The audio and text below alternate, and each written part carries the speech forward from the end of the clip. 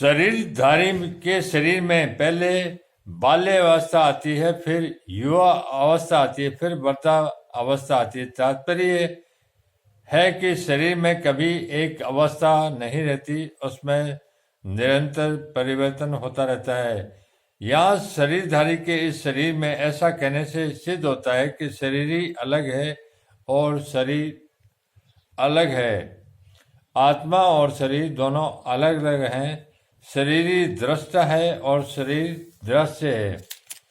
अतः शरीर में बालकपन आदि अवस्थाओं का जो परिवर्तन है वह परिवर्तन शरीर में नहीं है। जैसे शरीर की कुमार, युवा आदि अवस्थाएं होती है, ऐसे ही देहांतर की अर्थात दूसरे शरीर की प्राप्ति होती है। जैसे स्थूल शरीर बालक से जवान और जवान से बूढ़ा हो जाता है, तो इन अवस्थाओं के परिवर्तन को लेकर कोई शोक नहीं होता। ऐसे ही एक शरीर से दूसरे शरीर में जाता है, आत्मा एक शरीर से दूसरे शरीर में जाता है, तो इस विषय में भी शोक नहीं होना चाहिए। जैसे स्थूल शरीर के रहते रहते कुमार, युवा आदि अवस्थाएं होती है, ऐसे ही सूक्ष्म और कारण शरीर के रहते रहते देहांतर की प्राप्ति होती है।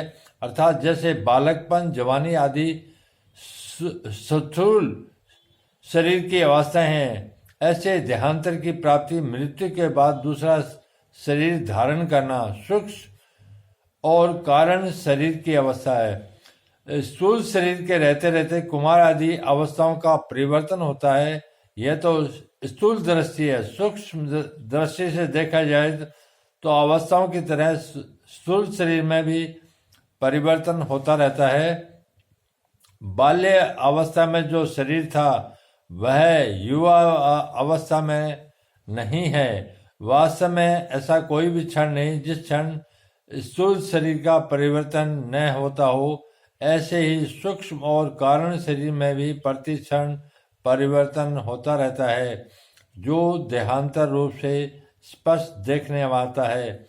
अब विचार यह करना है कि स्थूल शरीर का तो हमें ज्ञान होता है, पर सूक्ष्म और कारण शरीर का हमें ज्ञान नहीं होता। अतः जब सूक्ष्म और कारण शरीर का ज्ञान भी नहीं होता तो उनके परिवर्तन का ज्ञान हमें कैसे हो सकता है? इसका उत्तर है कि जैसे स्थूल शरीर का ज्ञान उसकी अवस्थाओं को लेकर होता है, ऐसे ही सूक्ष्म और कारण शरीर का ज्ञान भी उसकी अवस्थाओं को लेकर होता है। स्थूल शरीर की जागृत, सूक्ष्म शरीर की स्वप्न और कारण शरीर की सुषुप्ति अवस्था मानी जाती है। मनुष्य अपनी बाल्य अवस्था में अपने को स्वप्न में बालक देखता है, युवा अवस्था में स्वप्न में युवा देखता है और वृद्धा अवस्था में स्वप्न में वृद्ध देखता है। इससे सिद्ध होता है कि स्थूल शरीर के साथ साथ सूक्ष्म शरीर का भी परिवर्तन होता है। ऐसे ही सुषुप्ति अवस्था बाल्य अवस्था में ज्यादा होती है, युवा अवस्था में कम होती है और वृद्धा अवस्था में बहुत कम हो जाती है। अतः इससे कारण शरीर का परिवर्तन भी सिद्ध हो गया। दूसरी बात, बाल्य अवस्था और युवावस्था में नींद लेने पर शरीर और इंद्रियों में जैसी ताजगी आती है, वैसी ताजगी वृद्धावस्था में नींद लेने पर नहीं आती। अर्थात वृद्धावस्था में बाल्य और युवा अवस्था जैसा विश्राम नहीं मिलता। इस रीति से भी कारण शरीर का परिवर्तन सिद्ध होता है। जिसको दूसरा देवता, पशु, पक्षी आदि का शरीर मिलता है, उसको उस शरीर में देहास के कारण मैं यही हूँ ऐसा अनुभव होता है, तो यह सूक्ष्म शरीर का परिवर्तन होगा। ऐसे ही कारण शरीर में स्वभाव प्रकृति रहता है, जिसको स्थूल दृष्टि से आदत कहते हैं। वह आदत देवता की ओर होती है तथा पशु पक्षी आदि की ओर होती है, तो यह कारण शरीर का परिवर्तन हो गया। अगर शरीरी देह का परिवर्तन होता है तो अवस्थाओं के बदलने पर भी मैं वही हूँ ऐसा ज्ञान नहीं होता, परंतु अवस्थाओं के बदलने पर भी जो पहले बालक था, जवान था, अब मैं वही हूँ ऐसा ज्ञान होता है। इससे सिद्ध होता है कि शरीर में अर्थात स्वयं में परिवर्तन नहीं हुआ है। यहाँ एक शंका हो सकती है कि स्थूल शरीर की अवस्थाओं के बदलने पर तो उनका ज्ञान होता है, पर शरीरांतर की प्राप्ति होने पर पहले के शरीर का ज्ञान क्यों नहीं होता? पूर्व शरीर का ज्ञान न होने के कारण यह है कि मृत्यु और जन्म के समय बहुत ज्यादा कष्ट होता है। उस कष्ट के कारण बुद्धि में पूर्व जन्म की स्मृति नहीं रहती।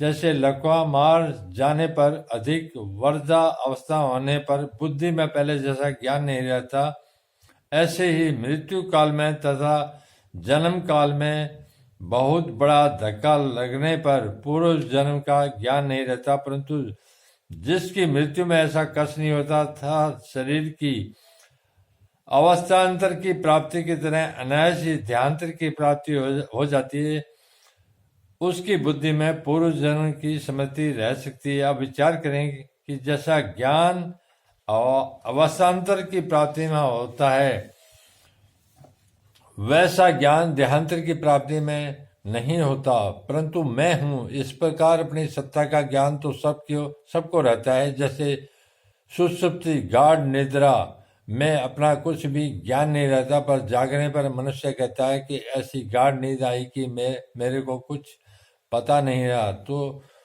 कुछ पता नहीं रहा, इसका ज्ञान तो है ही।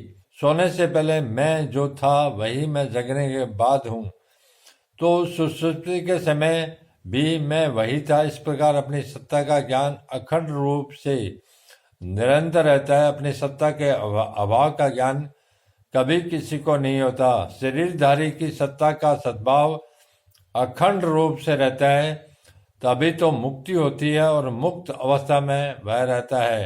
हाँ, जीवन मुक्त अवस्था में उसको शरीरांतरों का ज्ञान भले ही न हो, पर मैं तीनों शरीरों से अलग हूँ ऐसा अनुभव तो होता ही है।